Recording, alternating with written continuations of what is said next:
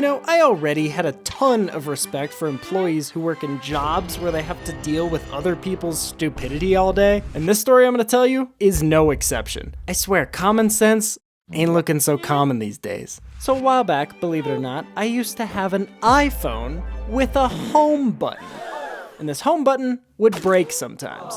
When this happened, it's like your whole phone is useless now. So the only thing you could do is go into your settings and turn on a digital home button so you could still, use your phone. So one day my phone's home button broke because I may or may not have, had my phone in my pocket whilst making a peanut butter and jelly sandwich in the passenger seat of a moving go-kart on a really intense go-kart track. It's not really that important.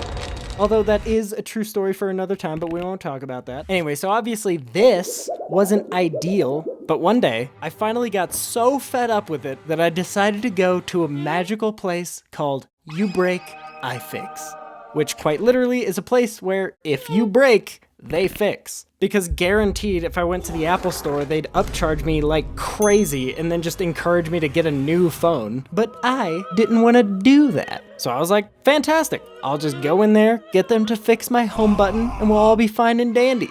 But if I had just gone to the Apple store, you wouldn't be watching this story right now. So I go inside and I walk up to the guy at the counter. Hi there, my name's Karl, how can I help you? Hey man, I'm Boards, nice to meet you. My home button broke on my iPhone SE. And I was wondering, since I broke, could you fix? Dude, I don't know what it is, but it's like I try extra hard to make employees laugh, or at least chuckle when I talk to them, because they have to deal with such wazbags all the time. I try to brighten up their day a little bit. But I guess I suck at it, because somehow every time I try, it feels like I just made their day worse.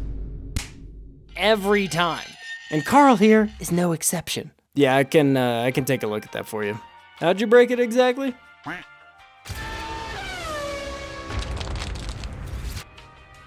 Oh, just some heavy bodily impact. What, were you like playing football or something? Look, the more specific you are on this, the easier the fixing process will be. I mean, it's not like you were doing anything dumb with it, right? What? Yeah, like something stupid. I mean, you better have a completely valid and believable story on how you accidentally broke this thing. Because there is no way an upstanding, functioning member of society like yourself would be dumb enough to take this nice phone somewhere so chaotic it could easily be broken. Yeah, no, about that, What is it, buddy? Where did you go? What'd you do to it? Oh, well, you see, I was, You were what? Come on, spit it out, man. I was, on the, go-karts, and The go-karts? With your phone in your pocket?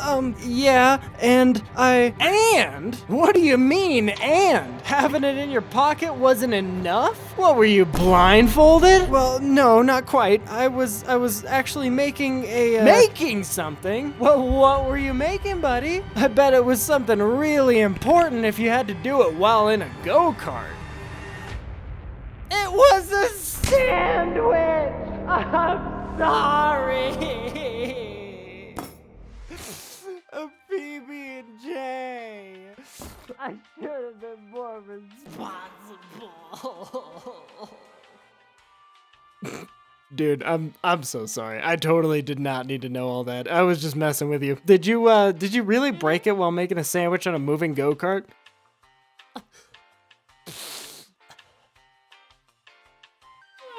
You know what? It's not important. Okay, I'll just check with our main tech guy and see what we can do, okay, man? All right, I'll be just 1 second. My man Karl did not hold any punches. And maybe it's just the fact that my joke flopped at the beginning of our conversation, but I genuinely felt like he was judging me so hard. And he was just like, nah, just kidding. But, I get it. He's probably just bored of dealing with people all day and wanted to have some fun. Man, of course my phone broke in the weirdest, most unbelievable way possible. So Karl comes back and he's like, yeah, so it looks like at the moment we don't have the correct parts to fix this, but we're actually getting a new shipment of parts tomorrow. So if you want to come back in the next couple of days, I can probably fix it for you. And I'm like, sure. So I go back to my normal life with my digital home button, and I'm staying away from go-kart tracks. People with the newer iPhones are making fun of me for having an inferior product, but hey, I mean, it could be worse. So a couple of days pass, and I finally make it back to the U-brake I fix. And let me just say, I'm glad I went here instead of the Apple store, because I would not have been able to witness this incredible moment. So I walk in, and the same guy Karl was working at the counter. But this time, he seemed like he was in a good mood. He and the person he was helping were smiling and laughing, and he was helping him out. And I was like, whew, thank goodness. Because I didn't think my fragile emotions could take any more sarcastic judgment. So I walk over to these chairs, because my out-of-shape rear end doesn't want to stand in line. Karl finishes helping out that person, and he starts waving me to come over because it's my turn. When the doors swing open.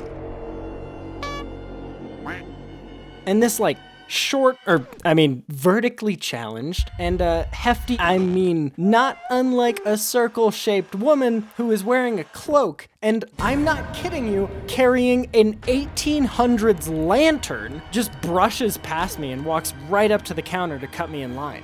So I'm like, excuse me, I need this fixed.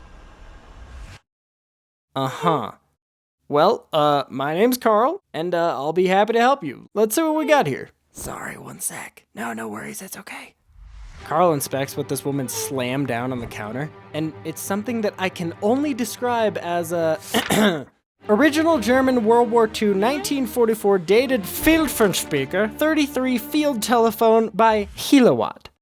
But it also looked like someone must have mistaken it for a Spud Melvin's limited edition Chicago-style Dachshund Frankfurter hot dog, because there was what looked like a bite taken out of the middle. And my first thought was like, oh, maybe it's from like an actual war, and that's like a bullet or a mortar hole or something. But my second thought was, well, it couldn't be, because neither mortars nor any type of bullet I am aware of leaves comically large cartoon teeth marks in something it pierces. Because I am not kidding you, and I'm trying to describe this thing as best as I possibly can without photo evidence. This thing looked like Shaggy unhinged his jaw like a Burmese python and took the largest bite out of the middle of this thing. And Karl looks like he does not know what to do with himself. So the medieval lady is like, so can you fix it? And Karl's like, you know, I've never seen anything like this before, but I can tell you right now, this hole practically goes through every major component I can see in this thing, so I don't think so. But can you fix it? Ma'am, whatever this thing is, practically every single piece inside of it would need to be replaced. So I'm sorry, but no. You'd be better off buying a new one. Somewhere. I'm gonna be honest, I don't know where. But thank you for coming in. I'm sorry we couldn't help you. Best of luck to you on that. All right, next. Okay, well that's fine. In that case, could you at least recover the data from it? Ma'am, I just told you practically every single component of this thing is either missing or damaged beyond repair and needs to be replaced. So no, unfortunately, there's nothing that I can pull from this device that I can recover for you. Okay, well, can you at least pull the data from, like, previous calls and stuff from it? You can tell Karl is getting a little heated now. Ma'am, no. I just told you, it is all destroyed. And I certainly can't recover previous phone calls off of this thing, even if it was in perfect working order. All right, I get it, I understand. So what data can you recover?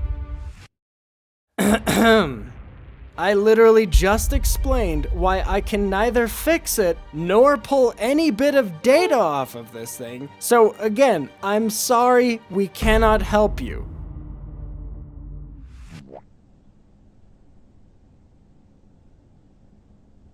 Okay, but can you at least, like, pull the call history from it?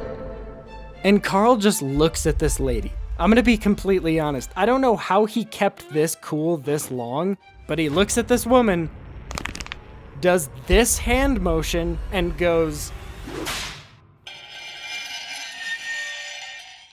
"Ma'am, I cannot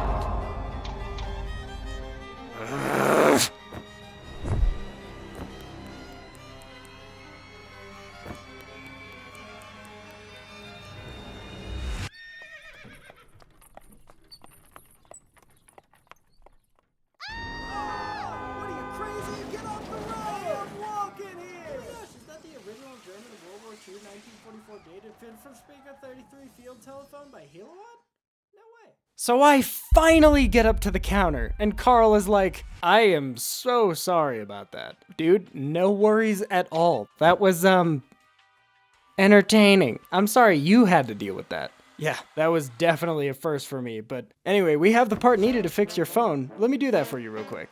And Karl, the absolute GOAT, fixes my phone in like 30 seconds. It cost me like $10, and I went on my merry way.